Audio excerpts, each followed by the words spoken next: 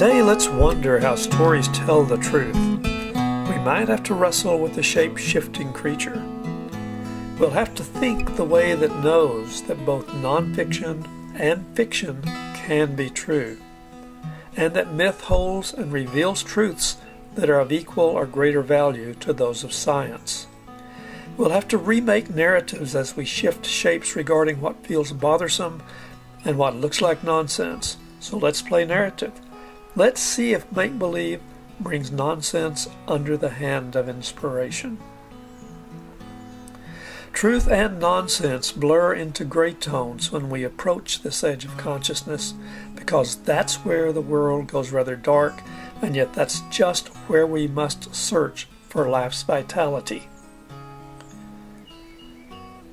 Travelers who moved civilization and consciousness ahead made maps, and most of those maps are stories. Those tales often mire in murky nonsense, unless and until we break free from the dragon of the unconscious ocean and forge those stories with meaning.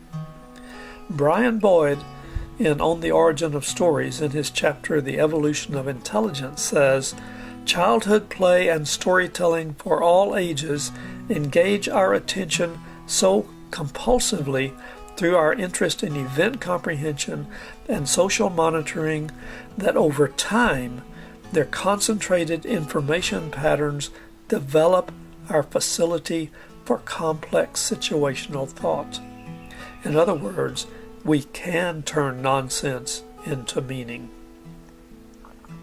He continues, in order to assess novel or problematic situations, human minds can draw not only on our individual present and our species past, as all minds can do, but also on their individual past, even on particular episodes, and can consider projected futures as they turn ideas around through a possibility space that's enlarged by the dimensions of the hypothetical and the counterfactual.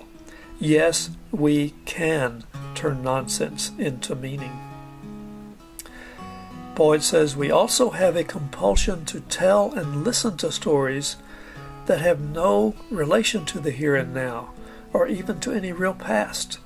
Our compulsion for story improves our capacity to think in the evolutionarily novel, complex, and strategically invaluable way. Storytelling helps us not to override the given, but to be less restricted by it, to cope with it more flexibly and on something more like our own terms. In today's story, let's wonder about the sense you are born with. Remember, Boyd says we have capacity to turn ideas around through a possibility space enlarged by the dimensions of the hypothetical and the counterfactual. We'll look at a story that's been turned and tossed through several spaces. Some say it's nonsense, a noodlehead tale, but it may have saved my life.